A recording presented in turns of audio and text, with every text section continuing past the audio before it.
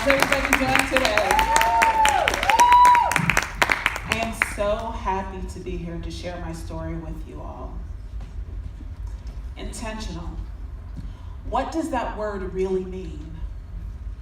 Well, years ago, I did this thing that identified the pivotal moments of my life. Overall, it calculated just how many days I had been on earth. Allow me to share some of my unintentional days with you. Day 5,852.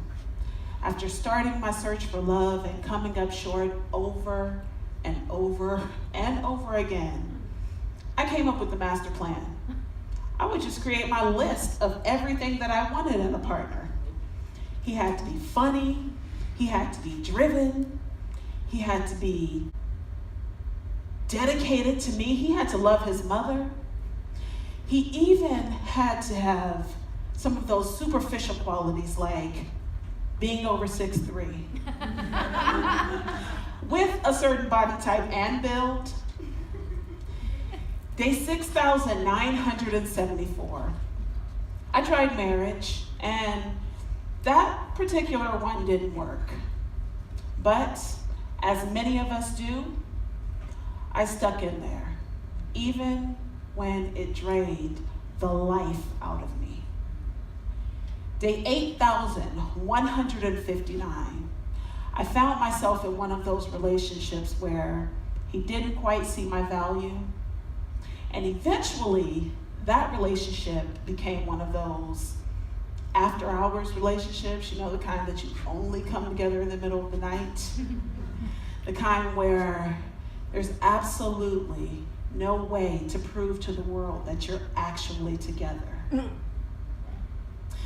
Then, after all of that, day 11,361, I woke up blind in one eye. Followed by day 11,477, I was diagnosed with multiple sclerosis. After all of these unintentional days, day 13,220, I made the decision to live intentionally. So what is intentional living? Here are a few words that may help clarify. Deliberate, intended, purposeful. So ladies, how do we live intentionally? Well, although this is the condensed version, I'd like to share 7 steps from my 8-step plan to living an intentional life.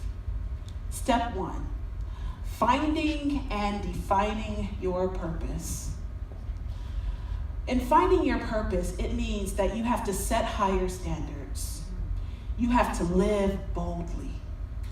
Destroy your limitations. Ladies, praise, honor, and accept your flaws. And finally, live fearlessly. Setting higher standards means that we have to stop settling for what people are willing to give us based on what they feel our worth is. Next, we have to live boldly, which means we have to be willing to take risks, even when the outcome looks bleak. Next, we have to destroy our limitations. One of the things is society likes to construct this box for all of us. It says, you're either type A or you're type B. You're an extrovert or you're an introvert. You're a leader or a follower. I have this quotation that says, when you focus on your weaknesses, they become your story. So live your strengths. Ladies, this is how you defy your limitations.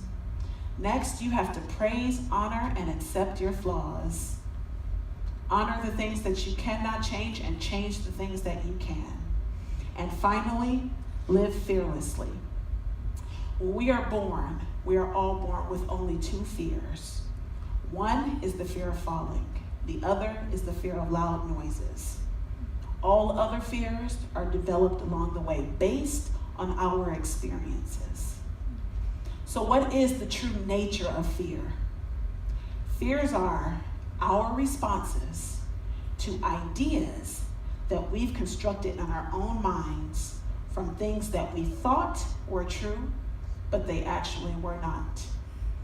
Step 2, change. Change is difficult because change says that you're ready to shift your paradigm and your thought process. Change says that you are willing to do something different than you've always done. Ladies, remember that every single thing that you are, you can change it. It doesn't have to be a part of who you are. One of my favorite quotations from Jimmy Dean is this: I cannot change the direction of the wind, but I can adjust my sails to always reach my destination. Step 3, mindset. Everything starts and ends with the mind. You know, we get to a certain place in our lives where we feel like mindset is more linear and there's no change that can take place in our mindset. But with mindset, there are always positives as well as negatives. Let's take a look at some of the positives. A winning perspective is a positive mindset. Learning is a positive mindset. Success and positive self-esteem. Same mind, but conversely, let's take a look at some of the negatives. Stress is a negative mindset. Poverty is a negative mindset. Low self-esteem is a negative mindset because it says we haven't yet learned our value. And, ladies and gentlemen, seeking the approval of others is also a negative mindset. Step 4, self-power. No more sitting on the sidelines waiting to get in the game, ladies. Mm-hmm. Everything that you are and everything that you're supposed to be, you were born with it. And I'm not talking about skill.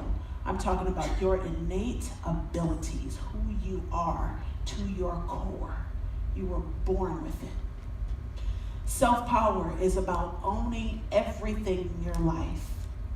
It's about owning your circumstances, owning your frustrations, owning your passion, owning your peace, owning your love, owning your growth and your mindset, owning your purpose, and ladies, owning your life. Step 5, confidence. When we're born, we feel like we can achieve anything. There is absolutely nothing off the table. We speak it and we believe it. But then somewhere along the way, other people's ideas, fears, doubts, and opinions get in the way. And then someone introduces their tea to your can, they marry and become can't. Self-power and confidence is about going back to your roots, who you are, and believing in your own abilities confidently. Step 6, growth. Growth is going beneath the surface and extracting those deep-seated behaviors and those character traits. The ones that tell us, well, these are just the cards that I was dealt, or this is just who I am. Or one of my personal favorites, it is what it is. No, growth is the art of no longer just living while waiting on someone else to validate you. It's about learning from your past mistakes and not holding on to them. Step 7, reflection. Reflection is one of my favorite things because reflection is one of those things where it allows you to pinpoint those red flags in your life. those areas where we're stagnant, we're unproductive. But also, reflection creates a platform for you to be able to identify those principles that you're living by. But it also gives you the opportunity to develop new principles. Ladies, these 7 steps will change your perspective on life. They changed my perspective, and they allowed me to become unstuck in my life. But they left me with one thing left to do. My eulogy. My eulogy to my past. May I share it with you? Yes. As I think back, my experiences with you were exactly what I needed at the time. After all, they were all that my mind could fathom. The only problem is, I didn't know that you were toxic at the time. You offered small rewards and small victories, but you never made me feel like I was enough. You stripped me of my confidence so that I depended on what other people thought of me to define who I was. You were bold, and you never made excuses for the chaos that you caused. You didn't see my future to recognize that I was supposed to impact the entire world. Remember that time when I was 16 years old and you told me that the world would be better off if I were not here, and you tried to get me to take my own life? I now know what you were trying to do. You were trying to steal my purpose. But not only were you trying to steal my purpose, but you were trying to steal the purpose of my son Dante, my daughter Jacqueline, and my son Micaiah. I guess your thinking was, if you take me out, you hit the jackpot because you steal their purpose too. It was a clever plan, but it didn't work. So now, as I say goodbye to you, my past, I want to thank you. I want to thank you for what you did do. You taught me that I had value. You taught me to be persistent, determined. You taught me perseverance, and you helped me to write my first book about you. Then you taught me to overcome. You taught me that I have purpose, and you taught me to pursue my purpose every single day like it's my last. Your lessons were truly invaluable. But now, as I leave you behind and I step into my future, just know, we could have been great back then. I won't miss you, but I will often think of you as a reminder that chaos breeds when you are not intentional about your goals. I forgive you. You didn't know any better, but guess what? I got my goals on lock now. And the question is not who's going to let me, it's who's going to stop me. Thank you. Oh yeah.